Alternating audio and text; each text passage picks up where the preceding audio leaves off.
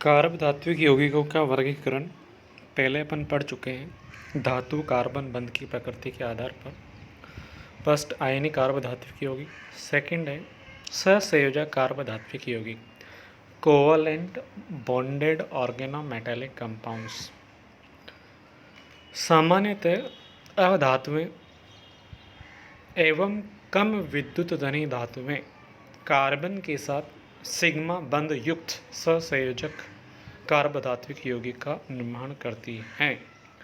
बंध की ध्रुवीयता विद्युत ऋणता के अंतर पर ही निर्भर नहीं करती, अधिक उपलब्ध धातु कक्ष, इलेक्ट्रॉन अब्र की ध्रुवणता तथा त्रिविमीय आवश्यकता पर भी निर्भर करती हैं। सहसंयोजक कार्बधात्विक यौगिक के उदाहरण दिया हुआ है try Maithil aluminium, try Maithil borane, diphenyl zinc, tetraethyl silicon यदि यौगिक इस श्रेणी के उदाहरण हैं। धातु कार्बन बंध एल्किल अथवा एरिल समूह की प्रकृति एवं धातु पर उपस्थित अन्य लिगेंडों की प्रकृति पर निर्भर करता है।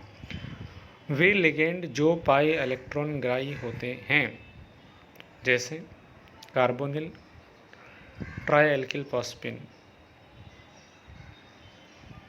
थर्ड है विस्थानीकृत इलेक्ट्रॉन बंध युक्त कार्बधात्विक यौगिक, ऑर्गेनो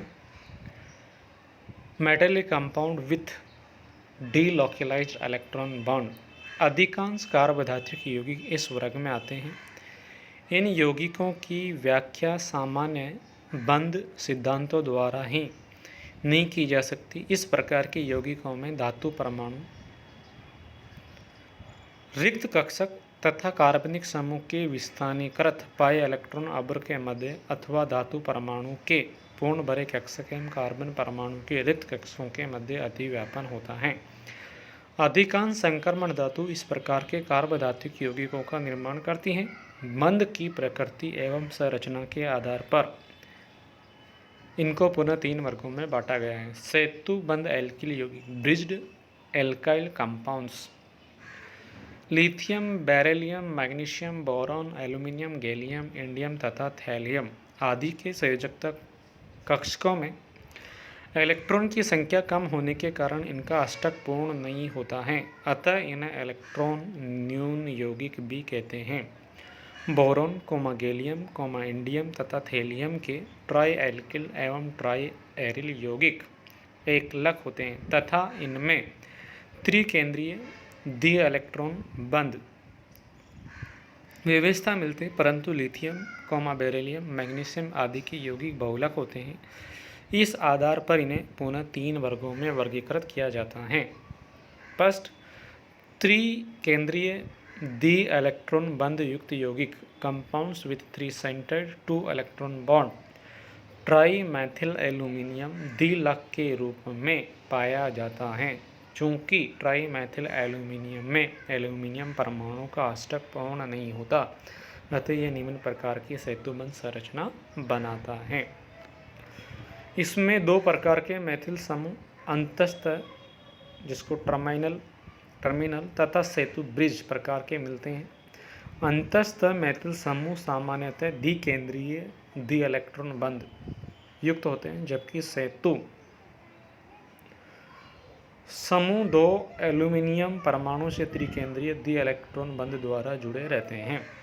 बहुकेंद्रीय द्वि इलेक्ट्रॉन बंध युक्त यौगिक, compounds with polycentred 2 electron bond, methyl तथा एथिल लिथियम टेट्रामर के रूप में मिलते हैं।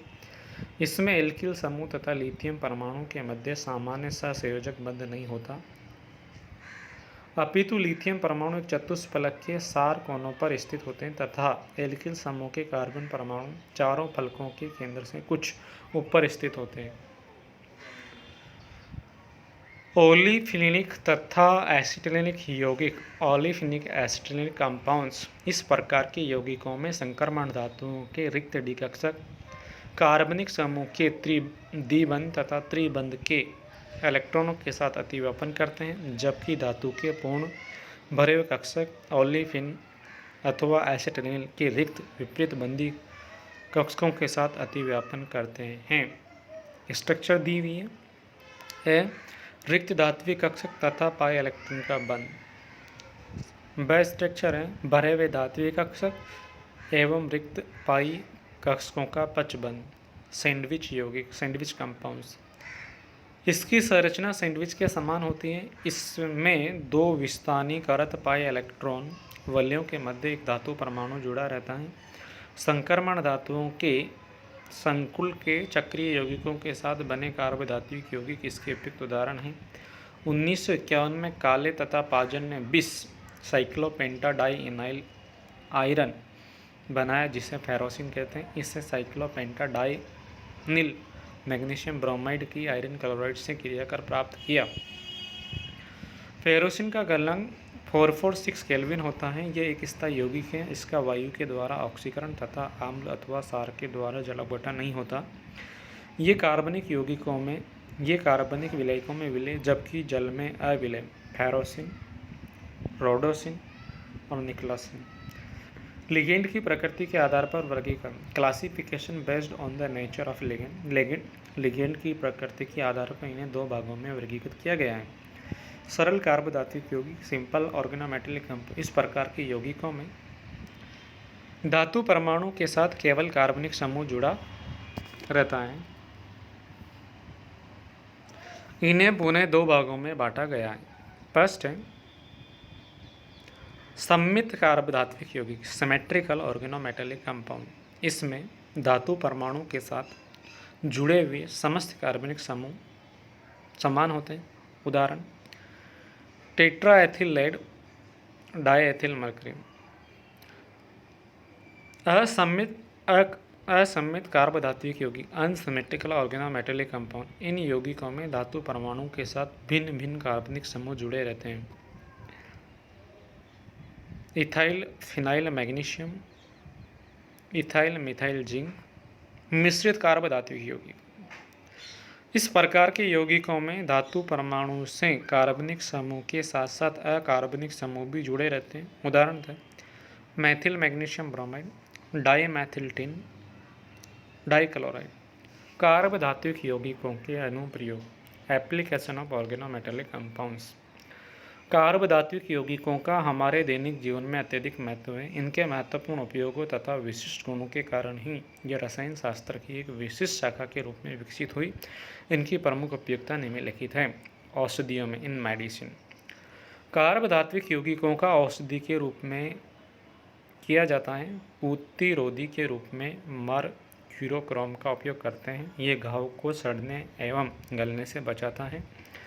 इसी प्रकार मर्क्यूरी हाइड्रिन भी मरकरी का कार्बधात्विक यौगिक है जो किडनी की पारगम्यता बढ़ाने में काम आता है। आर्सेनिक के कार्बधात्विक यौगिक आर्सफेनेमिन का उपयोग सिफिलिस के उपचार में किया जाता है। आधुनिक शल्य चिकित्सा में सिलिकॉन रबर का उपयोग कृत्रिम अंगों के निर्माण में होता है।